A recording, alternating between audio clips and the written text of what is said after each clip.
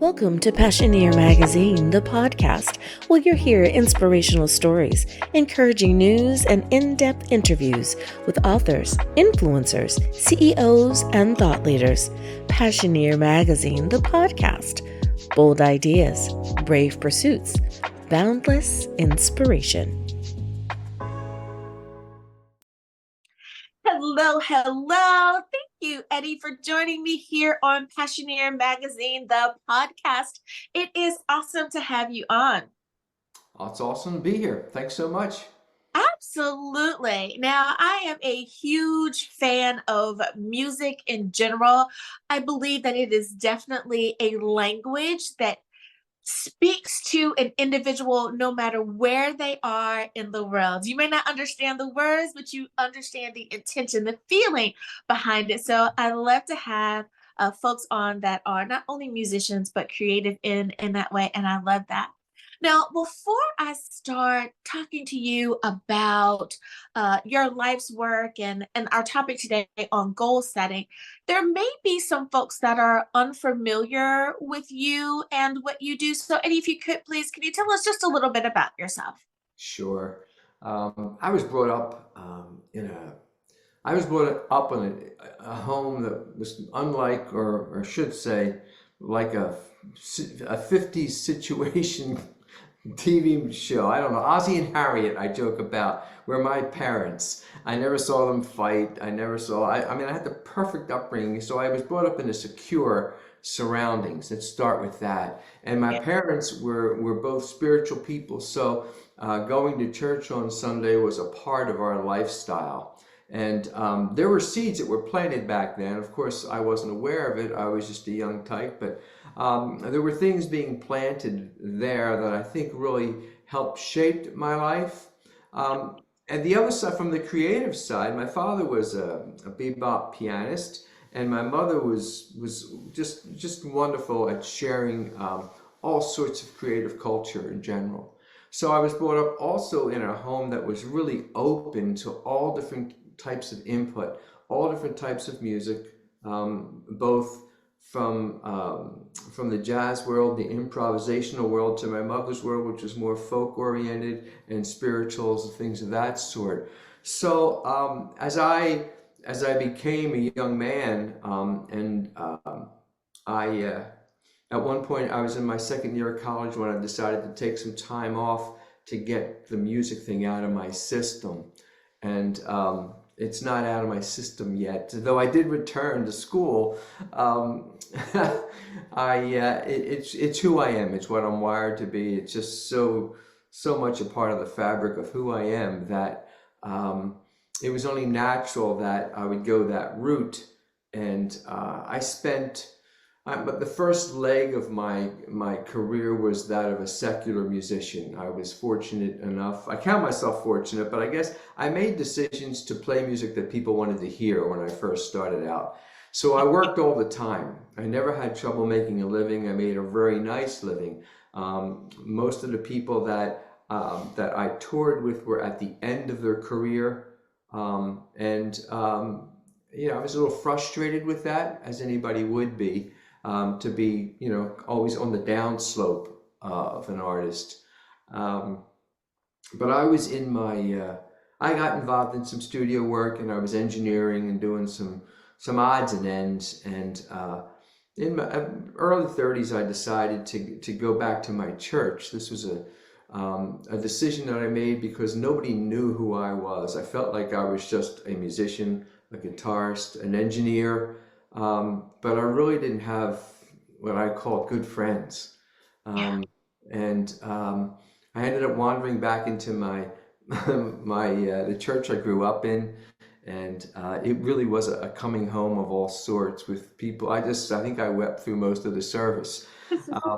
But it was this very short time after that I met my wife, decided that I wanted my kids to know what I looked like. I didn't want to be on the road when they were young. And I went back to school at that point so that I could get a teaching degree. And I taught music for the second little leg of of my career. And during that time, as my kids became a little more independent, I started to write and record and put a small little trio together. And it was at that time that a pastor from a church that I had never met, a church I had never attended, heard one of those albums, invited me in for a 15-minute conversation, and 3 hours later, I was a worship leader. And neither of us knew exactly how to define it at this point. So it was a work in progress that changed my life completely. I was encouraged to write for the church, which got me involved in CCLI, which is the licensing of Christian music across the world. I found myself, I was really, really comfortable as a band leader. I could do that in my sleep. I had done that as a career, but I was a very, very poor spiritual leader for a year or so. And I still, this is 15, 20 years ago, I still find myself apologizing to people who were on that initial team because I really didn't have it together. It took me a while to realize that these were not paid musicians anymore. But if I could make them sound like that on Sunday morning, then I was doing my job. Well, we have to give a shout out to all of our worship leaders, because many times we forget that that is not a paid position. Sometimes it is, but sometimes it isn't, and they are giving their all to us in such a professional way, even though they may be volunteers. Maybe they are musicians by profession, but they're volunteering on those Sundays and those Wednesdays, and Yeah. perhaps even those Saturdays that we are seeing them. So that is awesome. I am so glad that you followed your first mind and you went back to your home church and you had that conversation. Mm. I don't believe things are a coincidence. I believe everything, God has perfectly orchestrated these beautiful moments in our Yeah. lives. So I'm so glad that you followed suit and that you did not delay. And you know what? Another thing, band teacher. Yes. Shout out to my band teacher in sixth grade, Mrs. McAvoy. I played band through middle school, our junior high, and my high school years. I loved band. Um, Music is a beautiful thing. My parents, much like yours, were enjoyed music, so we all had to learn an instrument. So we all learned to play piano plus an additional instrument. So Mm. you are so right. There's something about the coming together that Yeah. we're able to do with music, and especially if we can do it with praise and worship. So I had to agree with you there. Now, speaking of those things that we ought to do, what did you think you were going to be when you were a little kid? Did you think that you were going to follow in your parents' footsteps, or what were your ideas there? No, I think as a youngster, the first thing I kind of found myself drawn to was architecture, of all things. Now, there's obviously the creative side of, it makes sense in hindsight. I didn't take to piano. I took piano lessons when I was, I'm going to say maybe 10 or 11 years old, but at that point in my life, I played sports from the time the sun came up till it went down, and sometimes even in the evening under streetlights. So my first piano teacher, as soon as I sat down, he read me the riot act because my fingernails were not clean. And I took 2 lessons, and I remember going to my father and saying, I don't want to do this. And I think there was also, I felt the heavy weight of my father being, an excellent pianist. So by the time in eighth or ninth grade is when I discovered the guitar, and I was at this point I was still a painfully shy person. But I hated any kind of spotlight. I'd never liked to read in class, nothing of that sort. But as soon as I put a guitar around my neck, I found my voice. Yeah.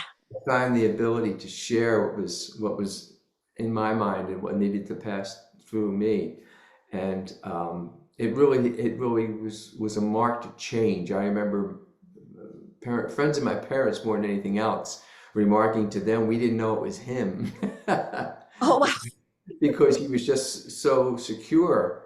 And now, mind you, I was not a very good guitarist or singer, but I felt secure.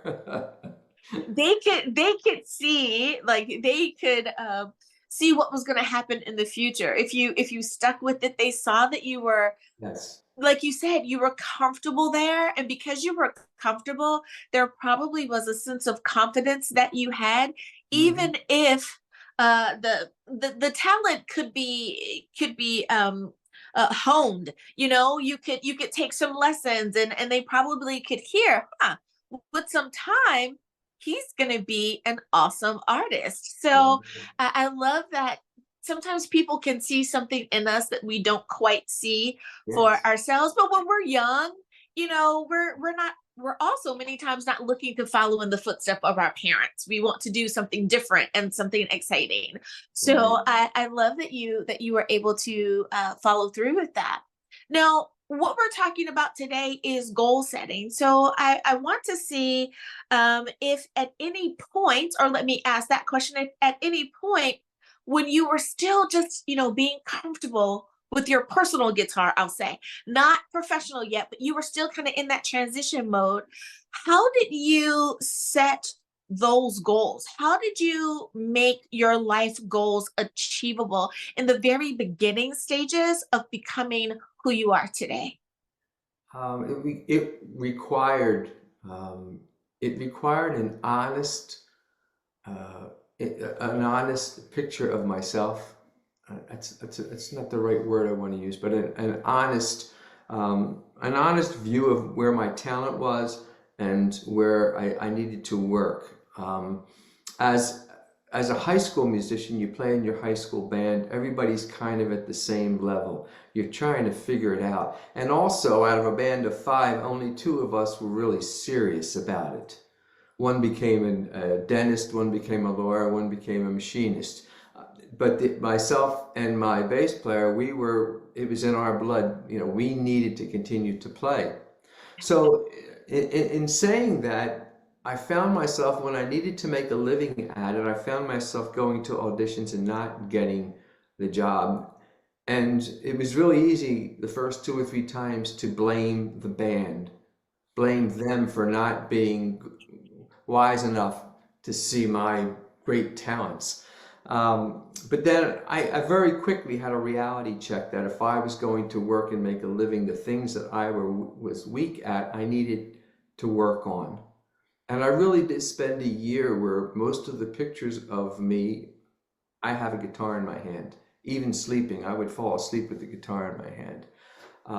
And I think, but if I hadn't taken a real good look at myself, if I hadn't been honest with myself, I wouldn't have been able to crack that bond that other musicians have and get into that circle and Yeah. be trusted to be hired more than anything else. Um, so that I wasn't sure. I would have liked to have done it in a week's time or a month's time, but I wasn't swayed by the fact because I knew I wasn't ready. When I was ready to go out again, I got every job I ever went out for after that. It was never another audition that I was sent home with that I didn't get the part. And that was because, again, that I was willing, number one, to take a good hard look and be honest with myself, Yeah. and then to take the time to fix the things that were stopping me from getting I chosen. love, sorry, I love that part of your answer, and that is being honest with yourself. Yes. That self-reflection, we have to take the time to figure out what are the little things that we can do that's going to help make your personal life, your professional life, your circle of friendships better as well. We forget that however we are good, are bad, are up, are down, we also have an effect on others as well. Yes. So I love that. Well, No, I'm sorry to interrupt, but I had to realize too that I did not have to sound like anyone else. Yeah. I didn't need to sing like someone else who maybe had a higher register or lower register. I just needed to be myself, my voice, and work on that and train that. And the same thing when it came to playing my instrument. I could play anybody's style if I studied it, but that wasn't me. Yeah, Right. I had to Right. find my voice both singing and playing on the instrument. So that took again that's just uncovering things that you sometimes you cover up the things you don't want to know about, and they hold you down. Yeah. You need to They shake that. do. They keep you so stagnant, and you're wondering why you're not able to advance or achieve or move out of or move into or whatever. And it's like there's a little self-sabotage going on there. All right. If you if you take the time to just peel it back just a little bit, then you'll see that. But that's a perfect segue to my next question. And such an important note that you made there, and thank you for saying that.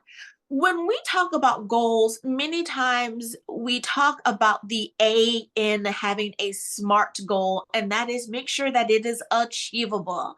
Okay. Achievable means different things to different people. So when you talk about goal setting or understanding how you go about your goal setting, what is achievable to you? What is one way to understand the definition of that word? I think the tendency is to set goals that are um, way beyond what we're capable of, and there this we live in a world that's for me it seems to be in such a hurry. The good things come for those who wait, right? I don't want to get real preachy, but but you have to enjoy the process of achieving your goals. I mean, there's so much enjoyment in that. I was working right before we contacted Day. I'm in my home studio, and I was working on a song that I've been working on for a week or so. And there's just one little section, a little 4-bar measure that needs to have some kind of melodic hook. And I worked yesterday for 3 or 4 hours on the song. I walked away, came back today with a different instrument, sat down here with the sun coming in, and it was completely different. But I'm enjoying the process. I didn't come in here all gruffy and mad. When I was teaching, I had the opportunity to coach, and I coached a lot of basketball, high school girls in basketball, and I learned very quickly about achievable goals. The first year or two, I was constantly disappointed because the goals I had set for the team weren't realistic. The talent wasn't there. No matter how, my job was to make them better. Let's teach them how to apply winning and losing in life and working hard to get better at something. But winning the title was not, everybody was in the season. That's the team goal. But as a coach, that's not my goal. My goal, I would sit down with their parents and say, this is what I want to teach your girl. This is Yeah. what I want to teach your daughter. So she can maybe play at the next level. Let's get her playing in college. But, I would ask them, did you ever play in college? Well, but no, they hadn't, a lot of them. I'd say, well, how nice would it be for your daughter to understand that experience? Right. So yeah, for me, the two things are to be realistic and to be patient. Yeah. I think. And that is so true. I think that we are so busy, like you said, not only trying to get to that goal, but also, at least to me, sometimes it's getting to the next one, right? That being patient. And I know that even though I have my own business things that I have to do, my own personal things that I have to do, I'm also helping my client base do the things that they need to do. So you're right, there is this tendency, and you see it a lot with folks that are high achievers naturally, right? They're like on, go, go, go, go. And it's a constant make it happen. And I have to remind them, you know what? There's a reason why people say stop and smell the roses. Enjoy your cup of coffee, enjoy that warm tea, enjoy the sunrise or the sunset, whatever makes you happy. I'm a beach kind of gal. Enjoy those moments because you're not going to always have those moments. It's like you said, you want to spend some time and watch your kids grow Mhm. up. You're not going to always have those moments. That is so important. Which I want to ask then, now that we have an understanding that we should slow down a little bit, right? And enjoy the journey to the destination of the goal. How do we break down these very large aspirations that we have, these big goals that we have, into what I like to call bite-sized pieces? What's one way that you've done that over your career? Well, I think there's a realization for me that whatever, no matter how I set up my goals, and I use an accountability team to help me out a lot. People that I trust who are safe enough in our relationship to say that's wrong, Eddie, that's wrong. Don't include that on the album, please. Yeah. Usually it can be my wife because she's comfortable with that, but I also had to build some people outside of that, so that if I get off track or if the world pushes me one way or the other, I can run it past some people and say, am I, I share a lot with people that if you're whatever path you're on, that's where you're going to end up. It sounds silly, but a lot of times if people aren't happy where they're at and you just let them talk for 15 or 20 minutes, you can just tell them, well, this is why you're where you're at. This is the path you're on. Why would you expect to go here if So I always want to continue on the right path, but because the landscape changes, I have to be flexible and be able to change a little bit. So because I have a goal here, the way that I anticipated getting there may be different. It may have to change. I may have to arrive there in a different way, and I may get there quicker, or it may take a little longer to get there. But that's okay, as long as I'm still on the right path to get there. Right. Then and I think again, being a man of faith, I really do pray about everything. Yeah. I don't like, somewhere along, I have these 7 questions that I ask myself every time before I do anything. And I don't want to rely on my own cleverness. I want to rely on the Spirit working through me to say what needs to be said in any given situation, in any given time. And I think that helps. That helps maybe push things a little bit to the left when you thought you needed to stay dead center. Yeah. God may say, no, you need to go out here a little bit. I need to work on you a little bit on this journey. You're not quite where you think you are. And so I think the amount of time that I take things to the Lord in prayer, and as we said earlier, I think you have to build in a lifestyle that makes sense. I get up early every day so that I can spend more time in scripture than I think most people do. And when we have a new home here up in Pennsylvania, that when we built it, I had an extra 4 feet put on the back bedroom so that we could have a sitting area. And my wife and I have coffee and read the Bible in that area every single day. And so I may not get into the studio, or we may not crack a door to go out and shop till 10 o'clock. That's a big chunk of time.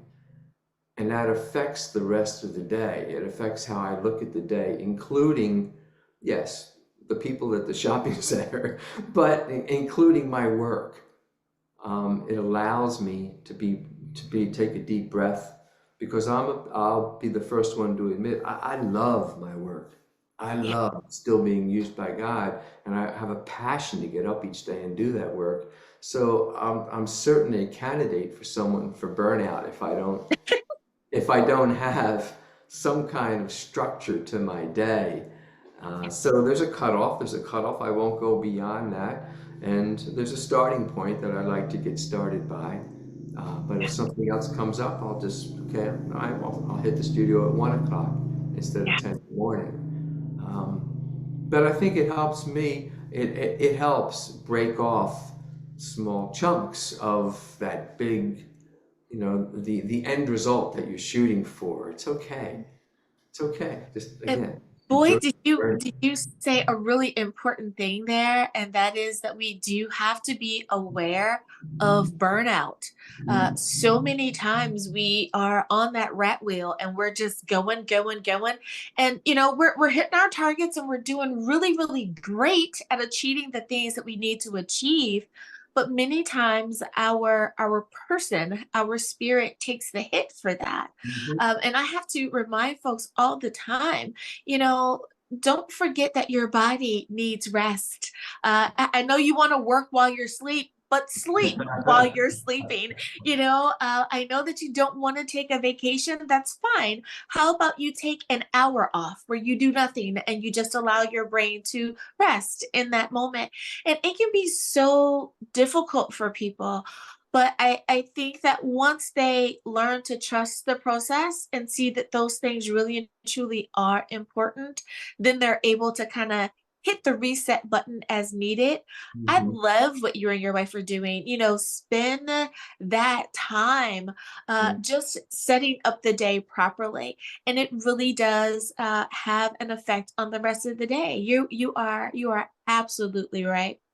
Well, let me ask the last question of you, and that is about any tools or resources that you have found to be extremely helpful when it comes to setting your goals, either personal goals or professional goals. But are there any resources? I'm going to even expand it and include like tools, resources, apps, websites, just things, a particular brand of pen. Is there a particular thing that you really, really need in your life? And I asked that way because I had a client that said, Dr. Angela, listen, if I don't have a Sharpie pen when I am doing my book signings, then I feel that it is just going to be a disaster. And I said, okay, you should post that. I'm sure Sharpie wants to hear it. But so for some folks, it has to be a particular thing that they're looking for. Are there any particulars for you? Well, to start off with, my whole life is a matter of faith. Let me start there because that is the biggest thing. That is the main thing. Um, because as I said before, because I pray on everything, I just always feel that whatever I'm involved in is going to be blessed in some way Yeah. if I'm allowing the Spirit to lead it. So that's number one. That kind of goes without saying at this point. But I think there's a certain, I strive for a comfortable environment. Um, I say that I say that because when I first got to the church position, I think I mentioned that they encouraged me to write right away, and the pastor wanted songs each week that would help support his message and would be in his language, and there was a comfortability, a comfort. There you go. Come on, Spirit. Right. My cleverness took me to creating more words again. I needed it was a comfortable place for me to reside in that I was a natural writer to start with. And I had someone else's vision initially that I was trying to write with. But I think, again, I was comfortable here. They made it that they gave me an environment that was comfortable to work in. Yeah. And I've kind of kept that with me as we built the home we're in up here. We're a couple years in this home. This home was built almost to spec. We wanted to downsize a little bit when we came north. We also have a home down in Melbourne Beach, Florida. Um, but when we came north, we wanted to downsize. We just wanted one floor. We just wanted one bedroom. We just wanted a studio for each of us to have. And this house has nothing but what we need to, and we've got rid of a lot of stuff. We've simplified things. A lot of the clutter is gone, which made, again, for me to be a place where I'm comfortable. I like space. For me to be creative, for me to work and hear God's voice. Yeah. It does me no good to worry about things that aren't going to support what I need most. Mhm, That mhm. makes sense because it's easy. The world will tell me that I need all kinds of things. I just shared with someone the other night, a group of people the other night, that at Christmas last year, well, we get all the magazines telling us, well, we should buy this, we should buy that. And there was an outdoorsman magazine that came with the greatest looking fishing equipment I'd ever seen in my life. And I had my credit card out and a bill for almost 4 figures until I caught myself. I don't fish, but this stuff just looks so cool. It really looked like I needed this stuff, and I almost bought it. So yeah, I want to stay within my means. I don't live in debt.